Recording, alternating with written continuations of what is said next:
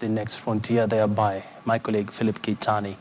And of course, you shall be getting a similar dose at prime time.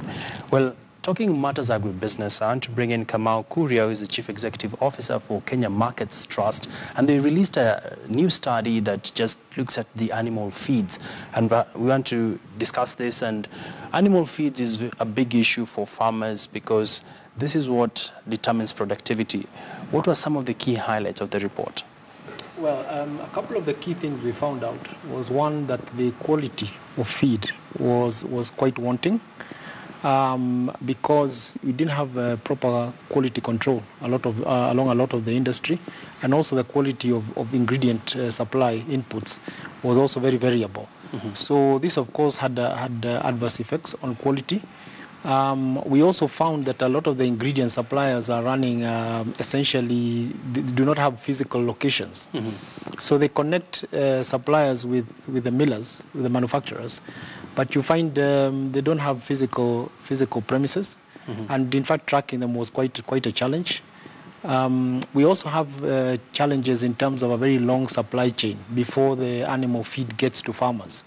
And what that means is that... do you have an estimated timeline on that? Not offhand, I wouldn't have that. The issue is more around the handoffs mm-hmm. that you have before the product actually gets to the farmer. Mm-hmm. And this is a challenge with animal feeds because they're very sensitive to things like moisture, mm-hmm. The way they're handled. Yes. And then you get things like aflatoxin poisoning or degradation in terms of the animal feed if the supply chain is very long.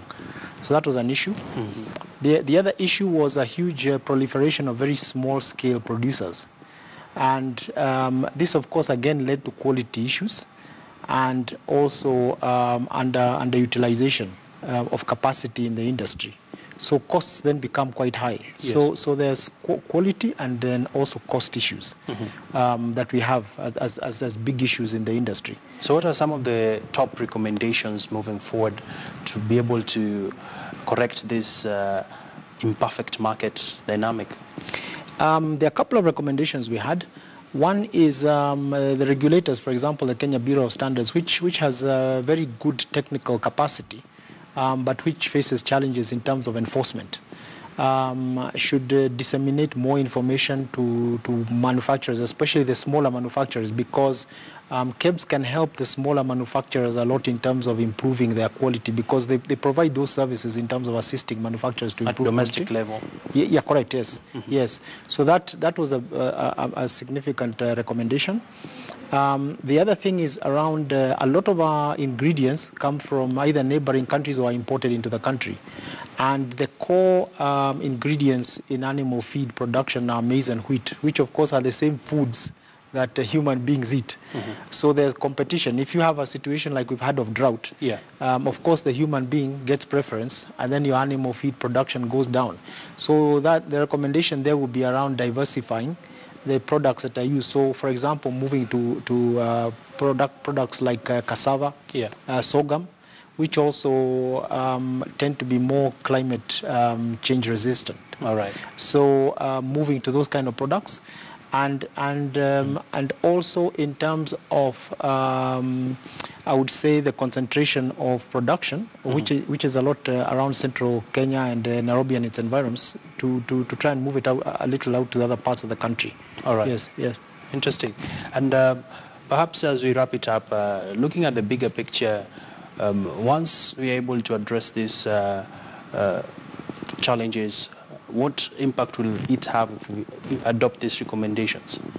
Let me give you some illustrative statistics.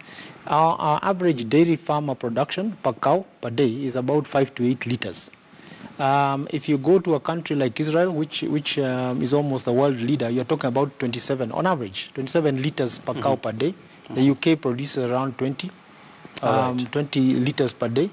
So per cow, so you can see quite doubling, tripling. Numbers. There's still capacity to do that. I mean, it's just mind-boggling that this would require another separate discussion, really. Yes. Thank you so much, Mr. Kamau, for coming. Okay, thank you very much. We appreciate your time. We appreciate your insights, and definitely, it's a report we'll keep on interrogating just to try and push the sector stakeholders to be able to give their views as well and eventually make the recommendations come to life. Many thanks for speaking to us.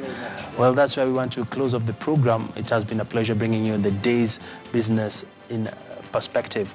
My name is Abi Agina. Coming up next is Mbiu.